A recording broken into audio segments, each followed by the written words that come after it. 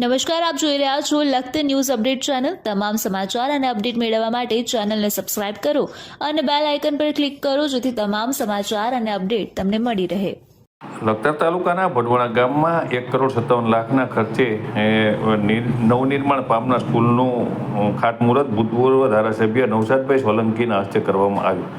Bharatiya Janata party દ્વારા બનાવવામાં આવતા તમામ બાંધકામનું આયુષ્ય ટૂંકું હોવાના ભૂતપૂર્વ ધારાસભ્ય નવસાદભાઈ સોલંકી દ્વારા આક્ષેપ કરવામાં આવ્યા।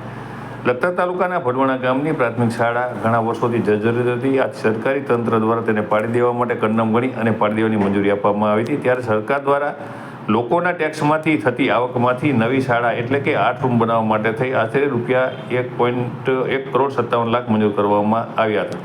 ત્યારે આજે ભડવાણા ગામમાં શાળાના 8 ઓરડાના ખાતમુહૂર્ત કરવામાં આવ્યું હતું। આજે શાળાના ખાતમુહૂર્ત લખતર દસાડા ભૂતપૂર્વ ધારાસભ્ય નવસાદભાઈ સોલંકીના વરદ હસ્તે કરવામાં આવ્યું હતું। આ કાર્યક્રમમાં સુરેન્દ્રનગર જિલ્લા કોંગ્રેસ મહામંત્રી અને ભૂતપૂર્વ લખતર તાલુકા કોંગ્રેસ પ્રમુખ શક્તિસિંહ રાણા, સુરેન્દ્રનગર જિલ્લા કોંગ્રેસ સમિતિ સોશિયલ મીડિયા ડિપાર્ટમેન્ટ પ્રમુખ શિશુપાલસિંહ રાણા, ભડવાણા ગ્રામ પંચાયત સરપંચ પ્રતિનિધિ અશ્વનસિંહ રાણા, મિત્રાસિંહ રાણા સહિત મોટી સંખ્યાની અંદર ગ્રામજનો ઉપસ્થિત રહ્યા હતા। આ કાર્યક્રમમાં ઉપસ્થિત ભૂદેવ દ્વારા શાસ્ત્રોક્ત મંત્રોચ્ચાર સાથે ખાતમુહૂર્ત વિધિ પૂર્ણ કરવામાં આવ્યો હતો। ત્યારે સૂત્રો પાસેથી મળતી માહિતી મુજબ આ શાળાનું ખાતમુહૂર્ત સાંજના 4 વાગે હાલના લખતર દસાડા ધારાસભ્યના હસ્તે કરવામાં આવનાર છે। ત્યારે કોંગ્રેસ દ્વારા આ શાળાનું ખાતમુહૂર્ત કરી નાખવામાં આવ્યું છે। ત્યારે આ કાર્યક્રમની અંદર મોટી સંખ્યાની અંદર ગ્રામજનો પણ ઉપસ્થિત રહ્યા હતા। જે શાળા કન્નમ છે તેને પહેલાં જમીનદોસ્ત કરી નાખવામાં આવી હતી, જેથી કરી અને જે સરકારી નિયમ મુજબ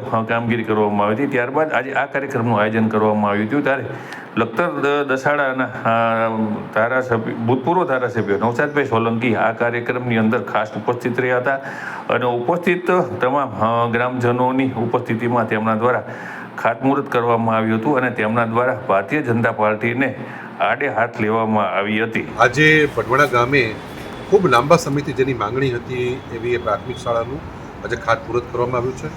ગ્રામજનો, અમારા સરપંચ શ્રી અશ્વિનસિંહભાઈ, અમારા જિલ્લાના મહામંત્રી અને પૂર્વ પ્રમુખ શક્તિસિંહભાઈ સહિતના આગેવાનોની હાજરીમાં ખૂબ લાંબા સમયથી આ પ્રાથમિક શાળાની ખૂબ જરૂરિયાત હતી।